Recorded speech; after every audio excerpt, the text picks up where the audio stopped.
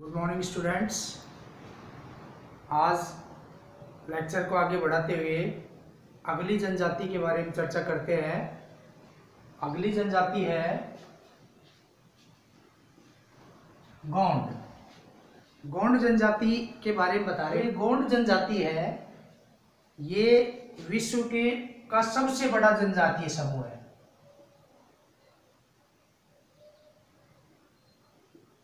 विश्व का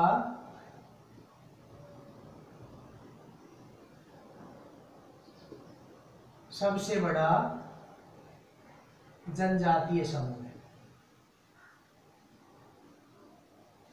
इसके अलावा भारत में यह भारतीय प्रायद्वीप में रहने वाली जनजाति है।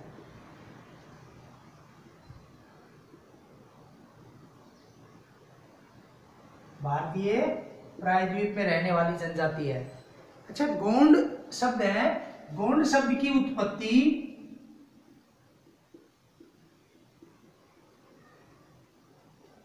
खोंडा से हुई है।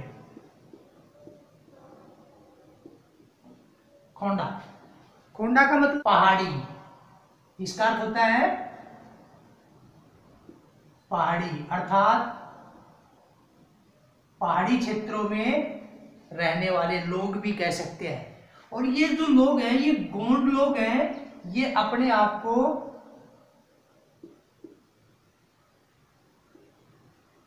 कोयटूर या अच्छा, ये इनके परिचय के बारे में आपको बता रहा हूं। अब ये 16वीं से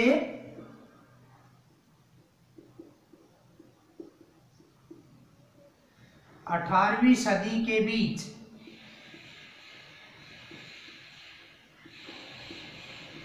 चार क्षेत्रों में, मतलब इनके द्वारा शासित चार साम्राज्य,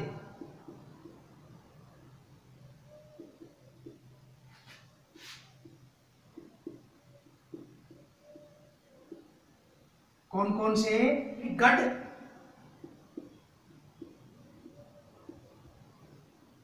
मंडाला,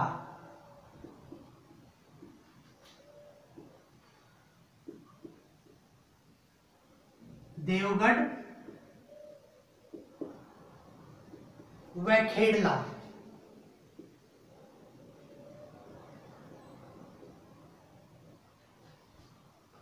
ये इन पर इनका शासन था, ये शासन करते थे इसके ऊपर। परंतु बाद में क्या हुआ, मुगलों व 1940 में मराठों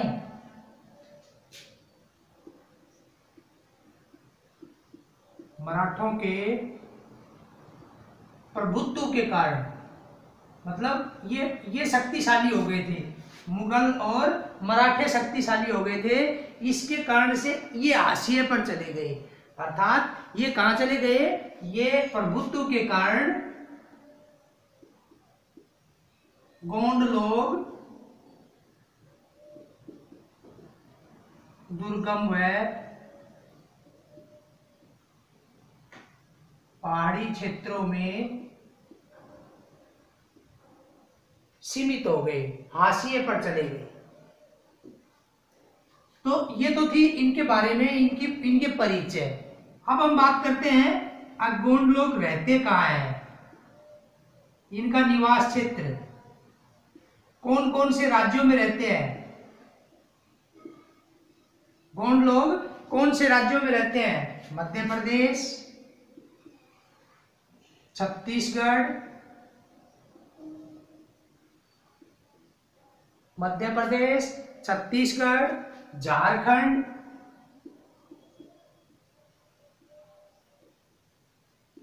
उड़ीसा, तेलंगाना,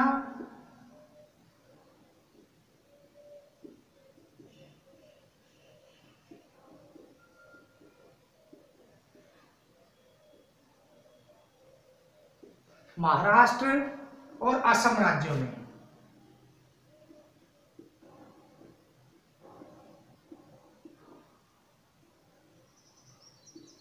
भारत में ये मध्य प्रदेश, छत्तीसगढ़, झारखंड, उड़ीसा, तेलंगाना, महाराष्ट्र और असम राज्यों में रहते हैं। अच्छा, इन राज्यों में भी ये पहले ही आपको बता दिया कि ये प्रायद्वीप में, प्रायद्वीप कौन सा, ये प्रायद्वीप है और ये इस क्षेत्र में निवास करते हैं। कुछ लोग इधर, ये इसको यो मान लो, यो, इधर भी कुछ गोंड लोग रहते हैं। अब ये यहाँ निवास करते हैं, मध्य प्रदेश, छत्तीसगढ़, झारखंड, उड़ीसा, तेलंगाना, महाराष्ट्र और असम राज्यों में रहते हैं। इनके भी ये कौन सा पठारी क्षेत्र है, पहाड़ियां हैं और इन पहाड़ियों में रहते हैं, जैसे सतपुड़ा, मैकाल, इनकी जो ये पर्वतीय श्रेणियां हैं, इन पहाड़ियों में ये निवास करते हैं और उन पहाड़ियों की ऊंचाई 600 से 900 मीटर तक है तथा इन क्षेत्रों से ही, जहां ये रहते हैं ना, इन क्षेत्रों से ही नर्मदा, ताप्ती, सोन, महानदी, गोदावरी,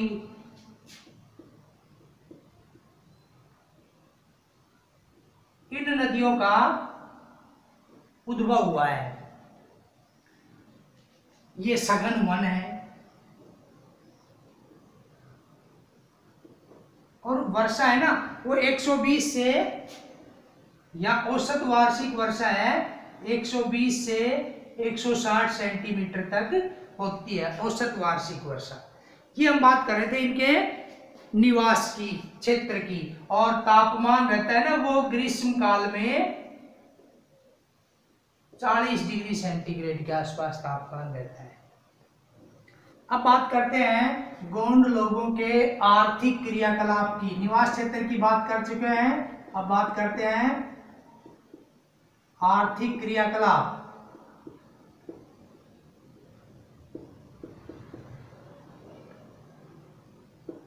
आर्थिक क्रियाकलाप में मैं आपको बताता हूं कि ये लोग आत्मनिर्भर है, मतलब ये दूसरे पर डिपेंड नहीं होते हैं, ये आत्मनिर्भर हैं। इसके अलावा इनका जो मुख्य व्यवसाय है,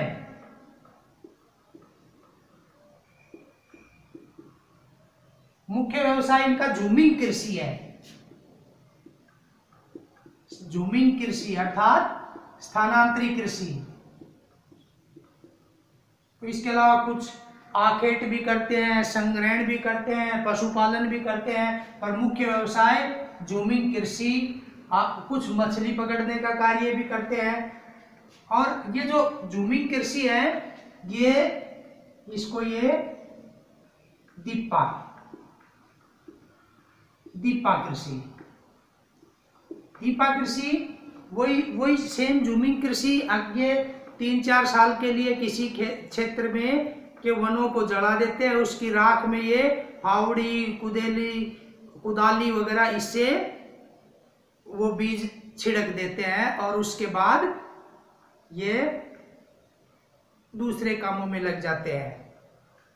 और जब ये करते हैं तो जब ये बीज वगैरह छिड़क कर, जब अर्थात हम कहीं बुआई करने के बाद ये उत्सव भी मनाते हैं और पशु बलि का भी आयोजन करते हैं। दूसरी कृषि है पेंडा कृषि। ये पहाड़ी ढलानों पर की जाती है। पेंडा कृषि है ये पहाड़ी ढलानों पर, मुख्यतः मध्य प्रदेश के बस्तर का जो पठारी क्षेत्र है, तीव्र पठारी ढलानों पर की जाने वाली कृषि को पेंडा कृषि कहते हैं। ये कैसे करते हैं? वह सीढ़ी नुमा खेत बनाकर, क्योंकि ढलान है ना, तो सीढ़ी, ताकि वो पानी यूं इस तरह से, और जो नीचे का क्षेत्र होता है इसमें ये लकड़ी के डंठल लगा देते हैं, लठ लगा देते हैं। किस लिए? एक तो यहाँ से मिट्टी का कटाव ना हो, दूसरा उस मिट्टी में आर्द्रता शक्ति बनी रहे। इसके अलावा ये तो है इनकी पुरुष, कुरुख व केवट, ये क्या करते हैं, और एक धीवर वर्ग के लोग भी, ये मछुआरों का कार्य करते हैं।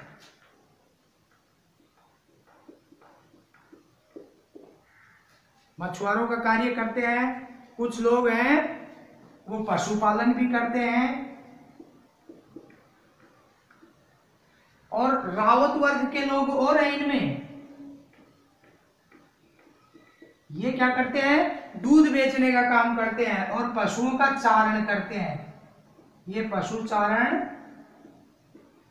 व दूध बेचने का कार्य करते हैं। काम करते हैं आखेट, मुख्यतः कृषि कार्य करते हैं पर आखेट भी करते हैं। मैंने कहा था आखेट ये जानवरों का शिकार करते हैं।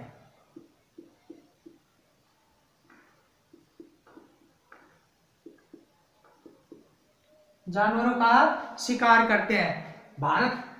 भारत में राजकीय नियमानुसार शिकार करना निषेध है, रोक है, कानूनी पाबंदी है। उसके बाद भी ये लोग आखेट करते हैं, परंतु वर्तमान में मैंने आपको बताया कि ये अधिकांश गोंड है वो कृषि कार्य में लग गए हैं।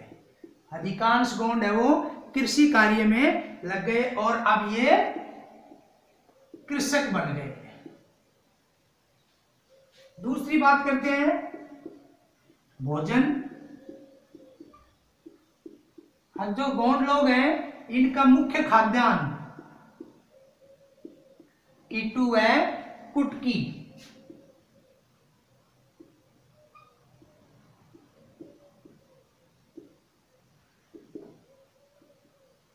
मुख्य खाद्यान्न है, और ये सब्जियां घर से भी उगा लेते हैं, वह वनों से इकट्ठी करते हैं। घर से सब्जियां उगा लेते हैं या वनों से इकट्ठी करते हैं। त्योहारों और उत्सवों पर, त्योहारों व त्योहारों पर ये क्या करते हैं, चावल बनाते हैं, चावल खाते हैं। इसके अलावा शिकार और जो आखेट करते हैं,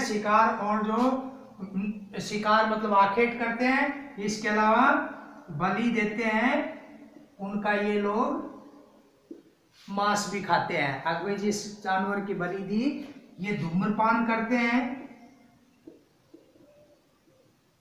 और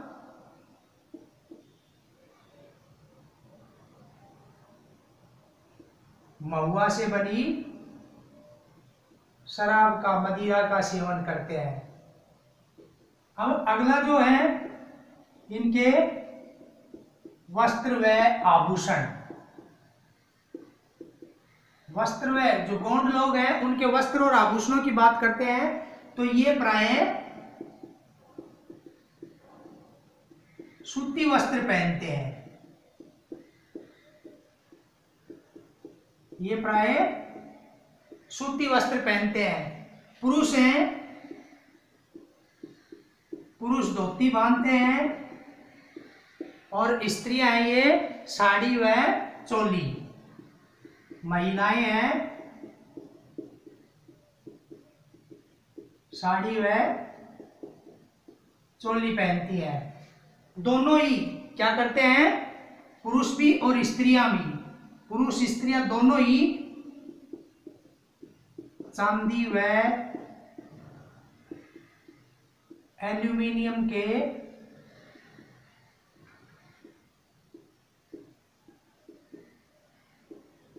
आभूषण पहनते हैं।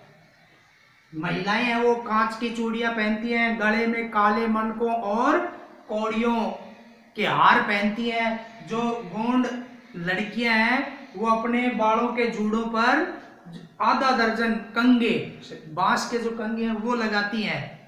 और महिलाएं, गोंड महिलाएं हैं ये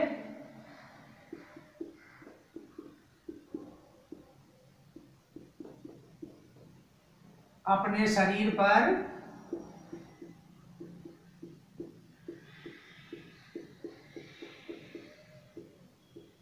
गोदना गुदवाती हैं। इसके बाद अगली बात करते हैं निवास गृह की, अर्थात गोंड लोगों के घर की बात करते हैं। ये क्या करते हैं, इनके घर है ना घास फूस व मिट्टी के बने होते हैं, घास फूस व मिट्टी के बने होते हैं। इनके गांव हैं, ये लोग नगले या पल्ली व छोटे छोटे गांवों के समूह में रहते हैं।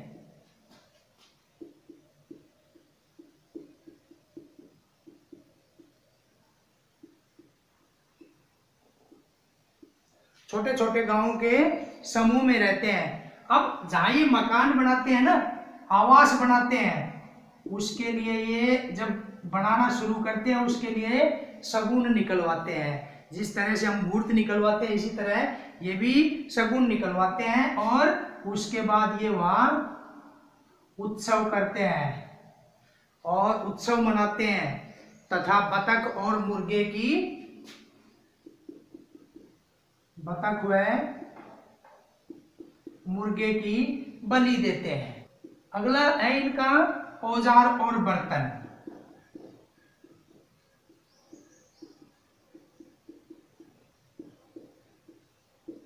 इनके औजार और बर्तन साधारण होते हैं। हम ऐसे लिखेंगे, गोंड लोगों के औजार और बर्तन साधारण होते हैं और स्थानीय कारीगरों द्वारा ही बनाए जाते हैं। वहीं के लोग है ना, वही लोग बना लेते हैं इनको।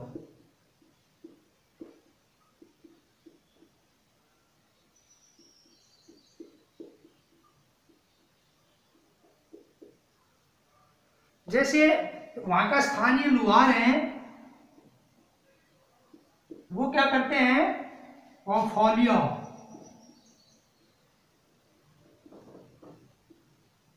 फावड़ा, दराती, कुल्हाड़ी,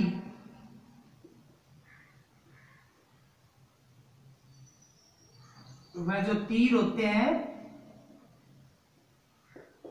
तीरों का जो नुकीला भाग है, तीरों की नोक बनाते हैं।